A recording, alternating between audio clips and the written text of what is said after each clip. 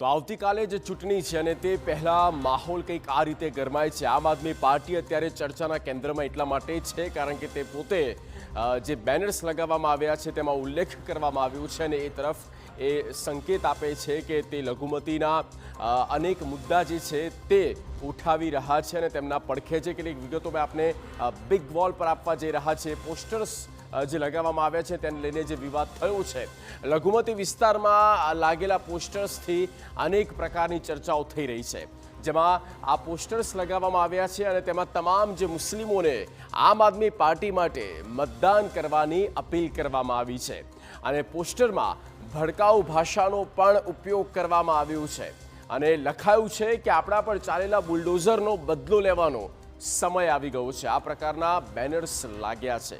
લઘુમતી વિસ્તારમાં રાતોરાત પોસ્ટર્સ પણ લગાવી દેવામાં આવ્યા અને આપની જો સરકાર આવશે તો મુસ્લિમ તહેવાર માટે ગ્રાન્ટ ફાળવવાનું પણ વચન આપવામાં આવ્યું છે। આ ઉપરાંત જ્યાં ડિમોલિશન કરાયા ત્યાં ફરી ઘર ઊભા કરાવવાનો પણ દાવો કરવામાં આવ્યો।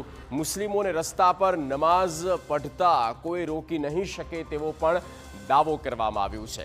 હવે લઘુમતી વિસ્તારોમાં જે ફતવો જારી કરવામાં આવ્યો તેમાં મુસ્લિમોને રસ્તા પર નમાઝ પઢતા કોઈ રોકી નહીં શકે અને ફતવામાં મુસ્લિમોને આપને વોટ આપવાનું સ્પષ્ટપણે જણાવાયું છે। રાજકોટ, અમદાવાદ, સુરત, વડોદરામાં ફતવો જાહેર કરવામાં આવ્યો છે અને તમામ મુસ્લિમોને આપને વોટ આપવા માટે આ ફતવામાં કહેવામાં આવ્યું છે। સામૂહિક નિર્ણય વિરુદ્ધ ન જવા લોકોને પણ જણાવવામાં આવ્યું છે અને વ્યક્તિગત કોઈ પણ પ્રકારની લાલચમાં આવી મત ન વેડફાય તે પ્રમાણેની પણ અપીલ કરવામાં આવી છે।